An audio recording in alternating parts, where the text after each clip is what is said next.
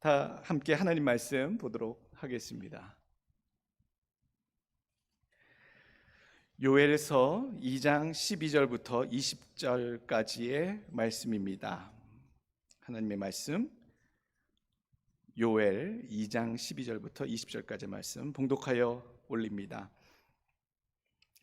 여호와의 말씀에 너희는 이제라도 금식하고 울며 애통하고 마음을 다하여 내게로 돌아오라 하셨나니 너희는 옷을 찢지 말고 마음을 찢고 너희 하나님 여호와께로 돌아올지어다.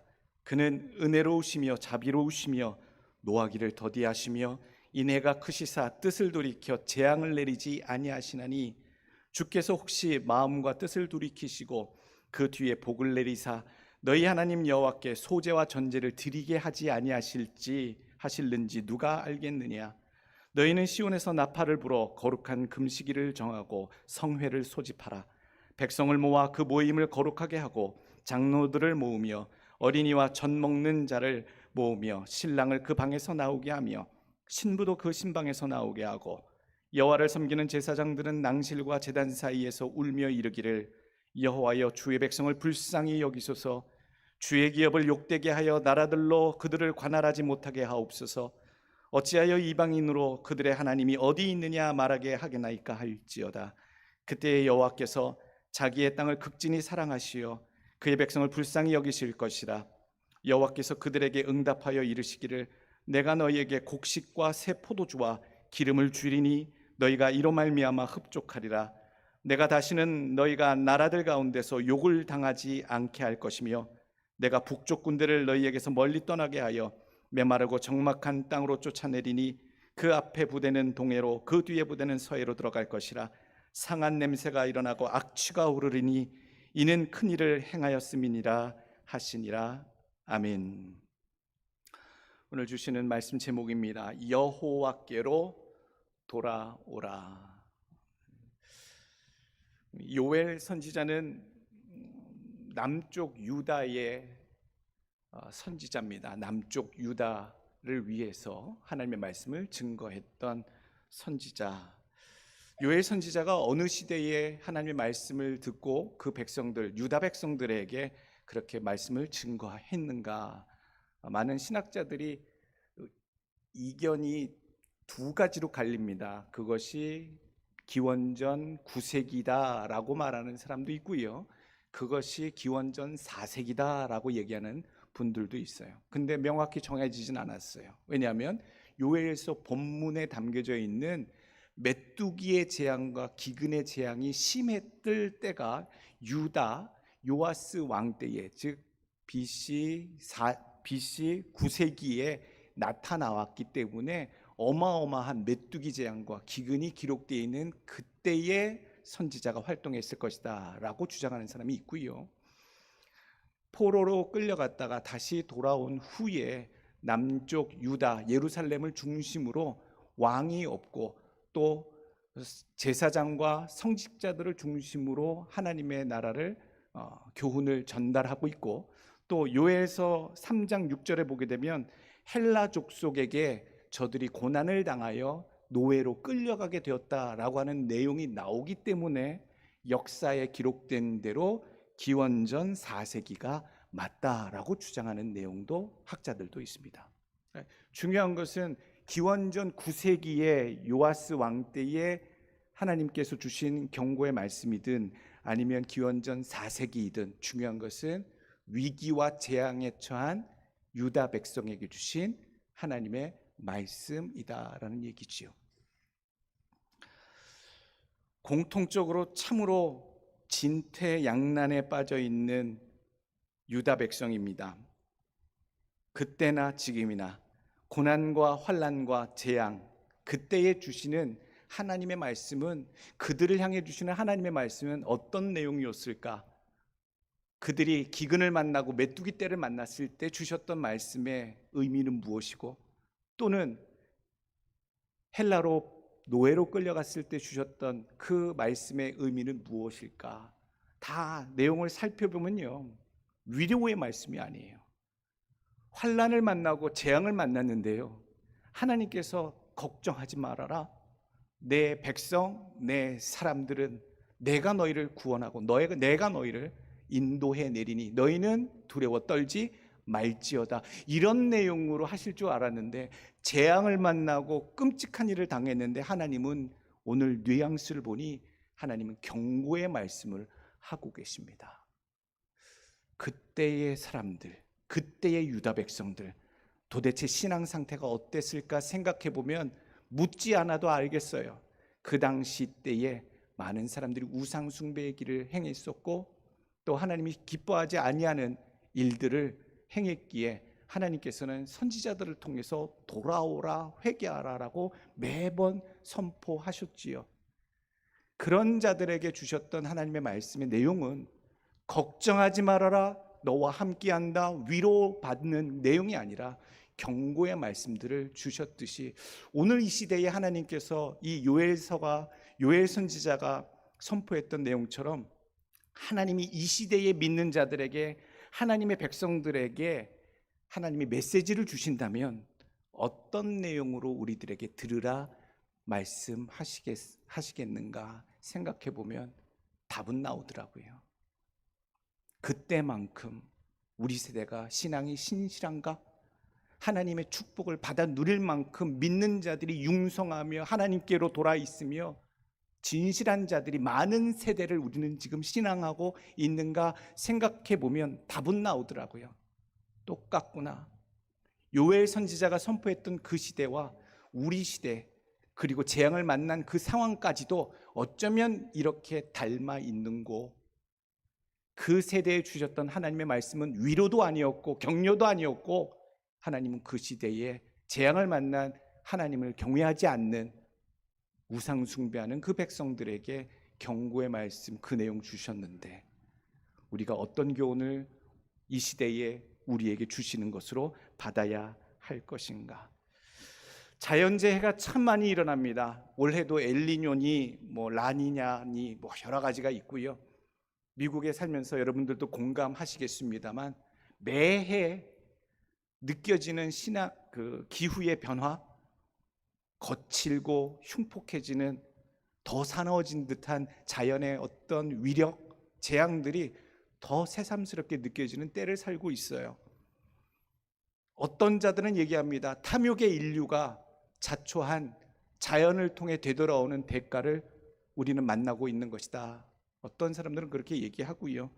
또 어떤 자들은 이유 없이 설명할 수 없는 원인 때문에 우리 인류가 지금 환경적으로, 기후적으로 위기에 처해 있다. 사람이 자초한 일도 있고요. 사람이 전쟁과 또 분란으로 자초한 재앙도 우리는 보게 됩니다. 예사롭지 않다는 것을 알게 되지요. 요엘서에 나오는 재앙은요, 끔찍했던 재앙으로 소개되고 있습니다. 요엘서 1장에 유다 민족이, 하나님의 백성들이 만난 재앙은 오늘 1장 2절 말씀에 늙은 자들아 너희는 이것을 들을지어다, 땅의 모든 주민들아 너희는 귀를 기울일지어다. 너희의 날에나 너희 조상들의 날에 이런 일이 있었느냐? 너희는 이 일을 너희 자녀들에게 말하고 너희 자녀는 자기 자녀에게 말하고 그 자녀는 후세에 말할 것이니라. 팥죽이가 남긴 것을 메뚜기가 먹고 메뚜기가 남긴 것을 느치가 먹고 느치가 남긴 것을 황충이 먹었도다. 오늘 요엘서 1장 4절 나오는 이 얘기, 메뚜기 재앙 종류가 조금씩 다릅니다만 이 메뚜기, 그레스 하퍼, 고대 근동서부터 지금도 그렇습니다만 아프리카 북부 그리고 중동 지방에 가끔씩 메뚜기 떼가 산란철을 맞이해서 이동을 하면서 그 근처에 있는 모든 식물들, 곡물은 물론이거니와 식물들을 다 쓸어버리는 재앙이 지금도 있는데, 오늘 성경 요엘서 보게 되면 전무후무한 이런 일을 우리가 다 만나게 되어서 아무것도 남지 않았다라고 요엘서에 기록해주고 있습니다. 아마 요아스 때의 기록인 것 같아요. 그럴 수도 있지 않을까요?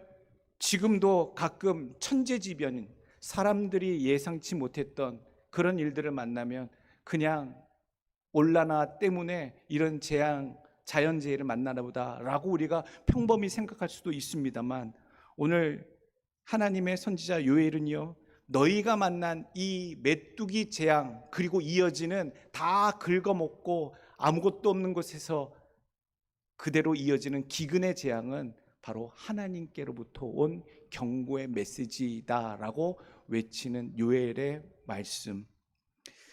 그리고 더 놀라운 것은요, 그뿐만 아니에요.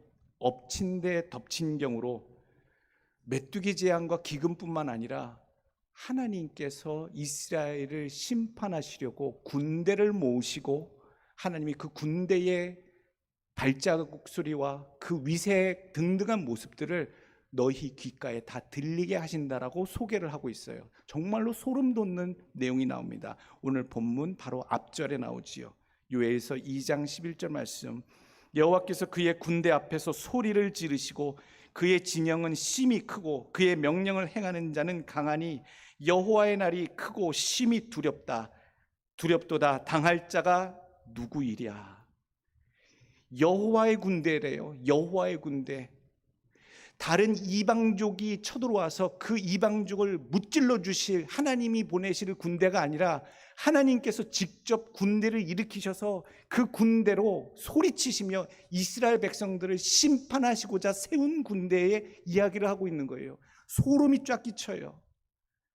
메뚜기 때도 만났고 기근 때문에 끔찍한데 여호와 하나님께서 그 군대를 진두지휘 인솔하셔서 이스라엘 백성, 유다 백성을 치시겠다고 오늘 경고의 날, 여호와의 날, 심판의 날을 상징하는 그 표현으로 너희에게 나간다라고 경고의 말씀 주시잖아요.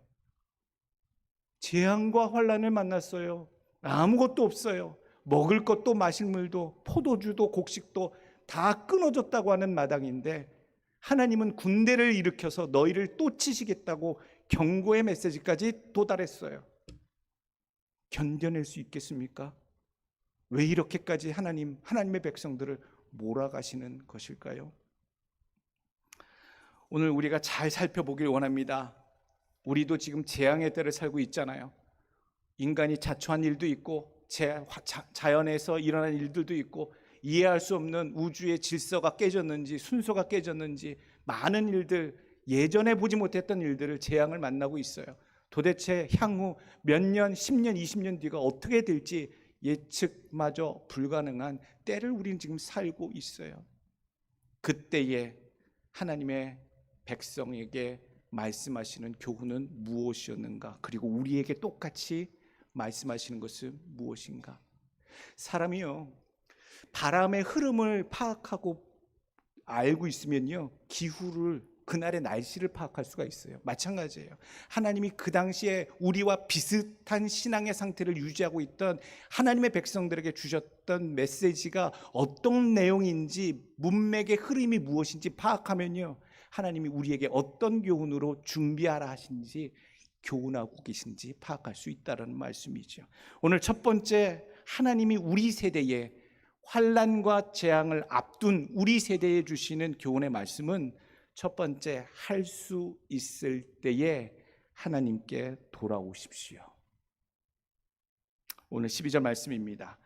여호와의 말씀에 너희는 이제라도 금식하고 울며 애통하고 마음을 다하여 내게로 돌아오라 하셨나니. 소 잃고 외양간 고친다라는 속담이 있는데, 때늦은 반성은 세상에 존재해도 하나님의 심판 앞에 때늦은 회개는 없습니다. 하나님의 심판의 메시지를 우리가 들을 때면 죽는다고 소리치지 마시고, 혹시라도 우리가 예상치 못했던 하나님의 경고의 메시지를 우리 귓가에 들려주신다면 우리는 그 순간 즉시 회개로 하나님께 돌아가야 될 줄로 믿습니다. 오늘 하나님께 돌아온다는 게 어떤 의미입니까? 목사님, 저는 신앙생활 등한시한 적이 없는데, 떠난 적이 없는데, 나는 탕자도 아닌데 돌아온다라는 게 여기서 무슨 의미입니까? 질문하실지 모르겠습니다만, 오늘 마태복음 15장과 그리고 이사야의 구약과 신약에 하나님이 왜 돌아오라고 말씀하시는지 그 이유를 들려주고 계십니다. 마태복음 15장 8절, 이 백성이 입술로는 나를 존경하되 마음은 내게서 멀도다. 입으로는 믿어요. 마음은 없어요. 멀어요.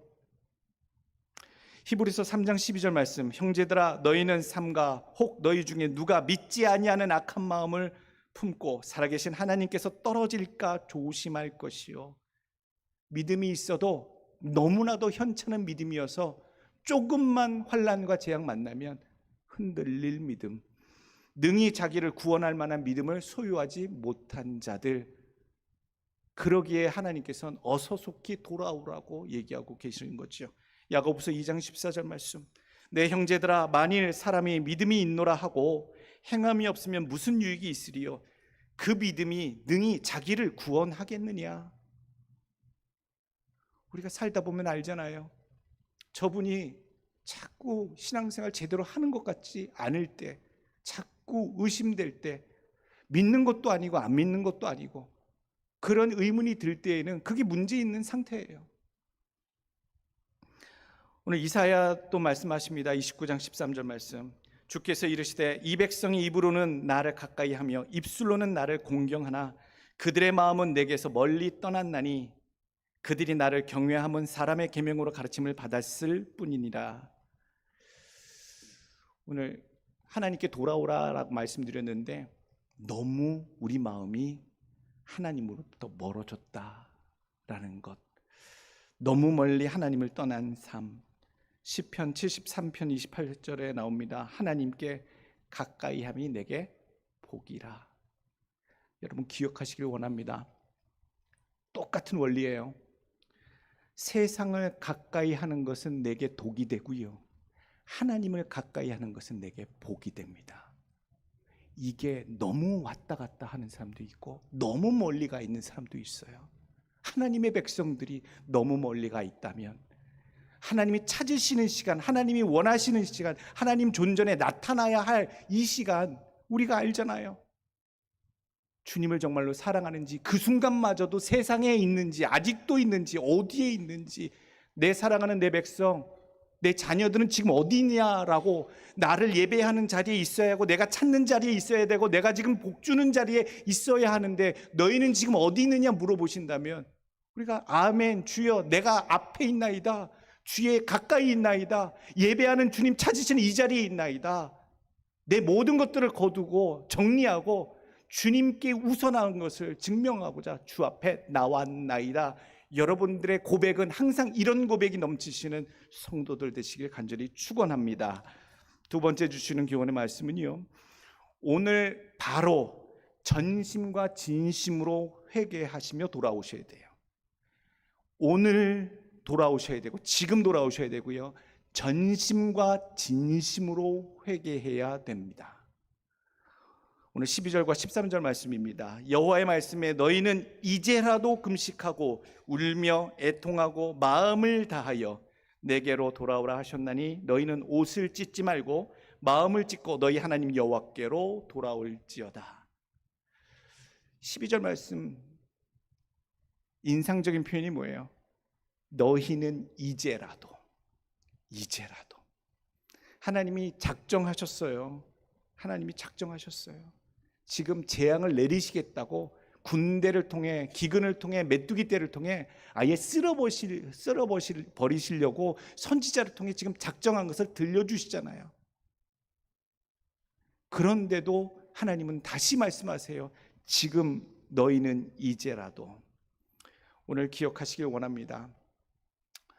교회를 댕기는데, 교회를 다니지만 회개하지 않고 예수를 믿을 수는 없습니다. 그냥 예배 참석하는 것 의미가 없어요. 회개라는 것, 완전히 바뀌어지는 것, 하나님께로 돌아온다는 것은 완전히 삶의 방향도 바뀌고 목적도 바뀌고 관심도 바뀌는 것을 이야기합니다. 오늘 말씀하시잖아요. 너희는 이제라도. 회개를 미루는 자는 자신의 구원도 미루어집니다.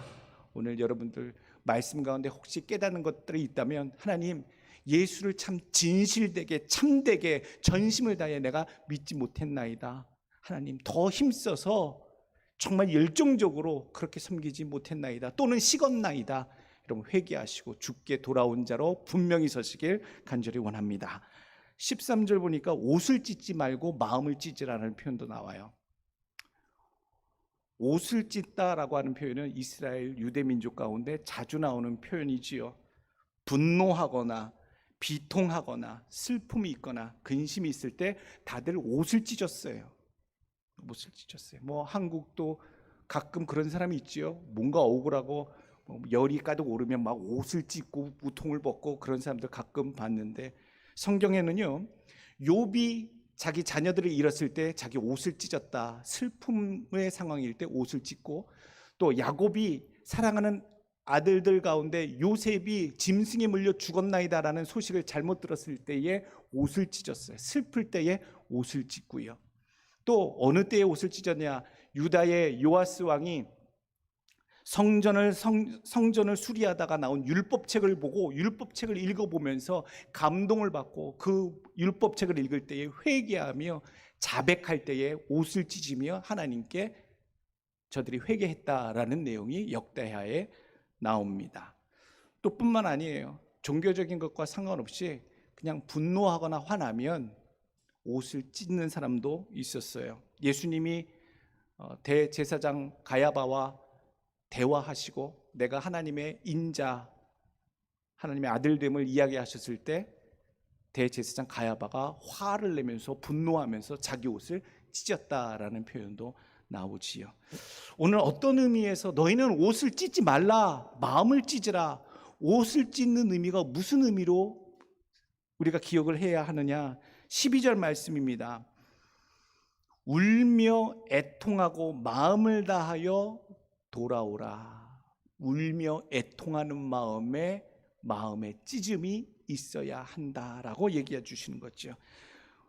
환난을 왜 만났는지, 그런 재앙을 우리 삶 속에 왜 하나님 만나게 하셨는지 그 상황을 보며 애통하고 울며 우리의 죄를 자백하는 찢음이 있어야 한다라고 얘기하시는 거죠. 그래서 옷을 더 이상 찢을 필요 없이 너희의 마음을 찢으라라고 이야기를 하고 있습니다.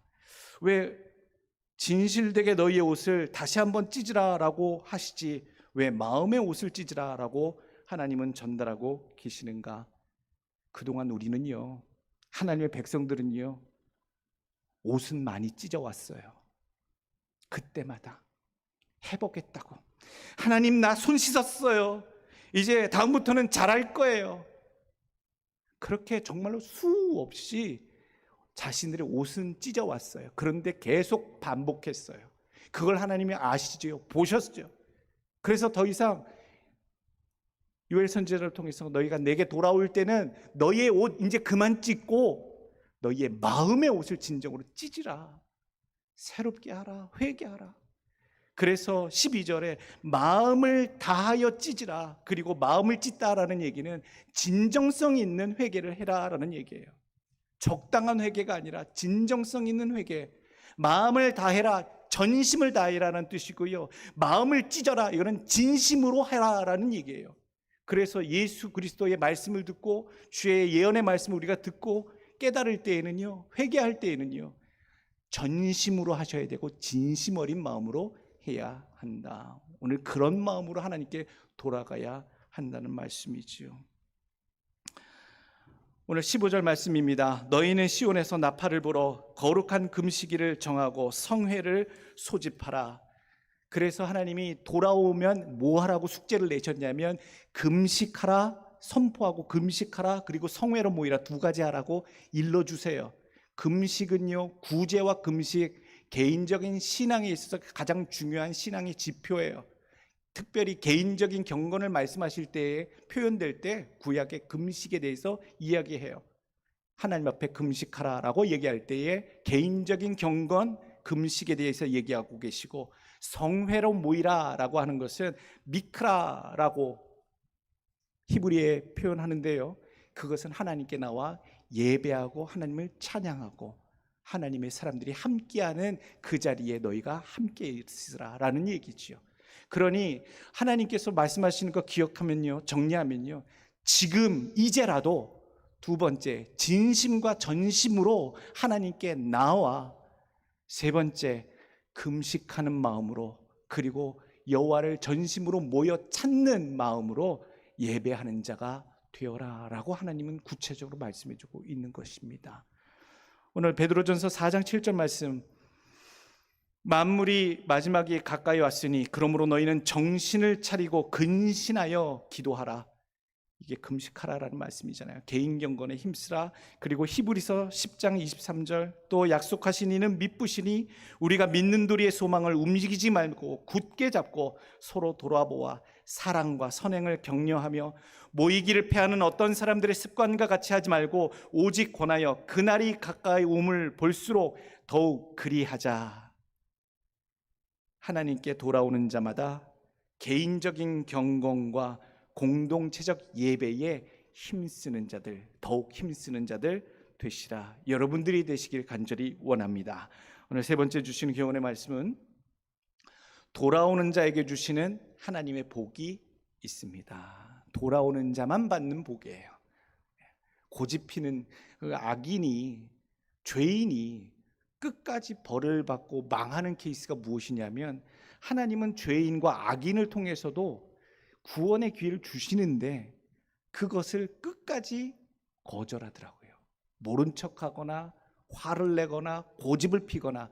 그래서 마지막까지 주시는 구원자 하나님의 손길을 거절한 자는 결국엔 망하는구나, 그걸 보게 돼요.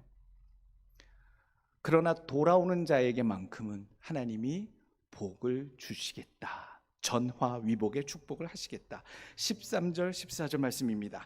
너희는 옷을 찢지 말고 마음을 찢고 너희 하나님 여호와께로 돌아올지어다. 그는 은혜로우시며 자비로우시며 노하기를 더디하시며 인애가 크시사 뜻을 돌이켜 재앙을 내리지 아니하시리니, 주께서 혹시 마음과 뜻을 돌이키시고 그 뒤에 복을 내리사 너희 하나님 여호와께 소제와 전제를 드리게 하지 아니하실는지 누가 알겠느냐. 여러분, 문장을 잘 보세요. 하나님의 의도가 무엇이었고 무엇을 지금 어떤 일을 보시고 축복하시고 진행하시려고 하는지 의도가 다 담겨 있잖아요. 말씀 속에 다 담겨 있어요.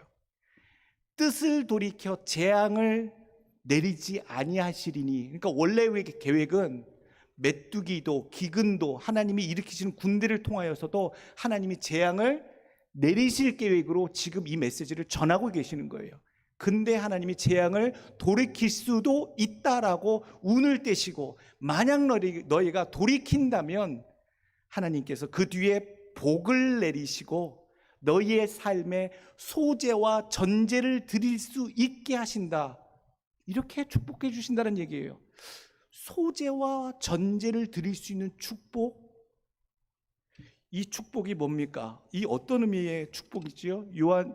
요엘서 1장 9절을 보게 되면 소제는 피 없는 제사예요. 곡식으로 드리는 제사예요.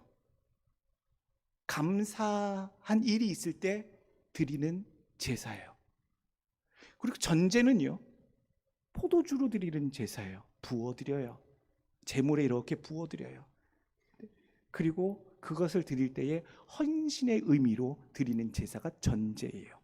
하나님께서 너희가 다시 돌아오게 되면 복을 예비하여 주시사 너희에게 소제를 드릴 수 있도록, 전제를 드릴 수 있도록 하시겠다라고 말씀해 주고 계시는 거예요. 그 축복의 내용이 요엘서 1장 9절 말씀, 소제와 전제가 여호와의 성전에서 끊어졌고 여호와께 수종드는 제사장은 슬퍼하도다. 밭은 황무하고 토지가 마르니 곡식이 떨어지며 새 포도주가 말랐고 기름이 다하였도다. 이게 메뚜기 떼를 만났을 때, 기근을 당했을 때의 상황이었어요. 남은 게 없어서 그 흔한 소제도, 그 흔한 전제도 드릴 수 없을 정도로 아무것도 없는 상황이 되었어 버렸는데, 하나님께서 돌아오기만 한다면 너희가 그런 상황에서 18절, 그때 여호와께서 자기의 땅을 극진히 사랑하시어 그 백성을 불쌍히 여기실 것이라. 여호와께서 그들에게 응답하여 이르시기를 내가 너희에게 곡식과 새 포도주와 기름을 주리니 너희가 이로 말미암아 흡족하리라. 내가 다시는 너희가 나라들 가운데 욕을 당하지 않게 할 것이며 내가 북쪽 군대를 너희에게 멀리 떠나게 하여 메마르고 적막한 땅으로 쫓아내리니. 돌아오기만 하면 복을 주는데, 복의 구체적인 내용이 뭐예요? 소제 드릴 수 있도록 해줄게, 전제 드릴 수 있도록 해줄게. 어떻게 해요? 그동안 소제와 전제를 왜 못 드렸어요? 곡식이 없었으니까요. 거둬들인 것이 없었으니까요. 드리고 싶어도 그 흔한 감사제도 드리지 못했잖아요. 그런데 곡식을 부어주신다는 얘기예요. 그래서 소제를 드릴 수 있게 해주신다는 얘기예요. 포도주 드리고 싶어서, 전제 드리고 싶어서, 헌신하고 싶어서 갈급했었는데 너희에게 다시 포도주를 부어주심으로 너희가 전제를 드릴 수 있게 하시겠다. 근데 여기는 기름이 뭔지 아세요? 기름도 주신대요. 소제를 드릴 때 가루로 이렇게 드리지 않아요. 가루를 기름을 넣고 반죽을 해서 덩이로 하나님께 드려요. 구워서. 그러니까 소제를 드리려면 곡식 가루가 있어야 되고 기름이 있어야 되고요. 전제를 드리려면 포도주가 있어야 전제를 드려요. 감사제를 드리려고 해도, 헌신의 제사를 드리려고 해도 소제와 전제에 그 곡식과 포도주와 기름이 필요했던 것이지요.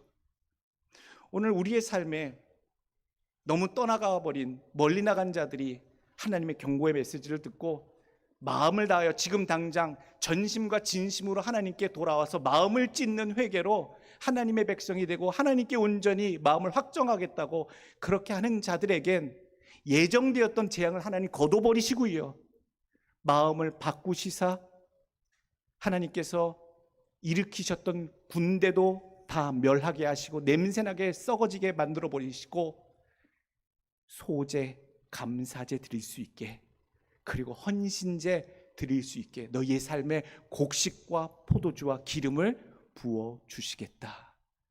오늘 우리가 돌아온 자가 되기를 간절히 원합니다.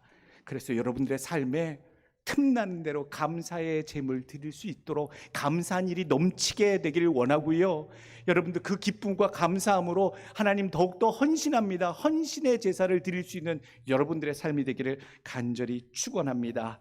할 수 있을 때에 예수 그리스도 우리 하나님께로 분명히 더 가까이 돌아오시길 원합니다. 지금 돌아오시고 진심과 전심으로 돌아오시고, 그리고 하나님 기뻐하시는 근신하는 자, 금식하며 개인 경건에 힘쓰며 모이기에 힘쓰는 자, 예배하는 자, 그리고 돌아오는 자들에게 주시는 소제와 전제의 감사함과 헌신함의 축복이 여러분들의 삶에 가득하시길 간절히 축원합니다. 기도하겠습니다.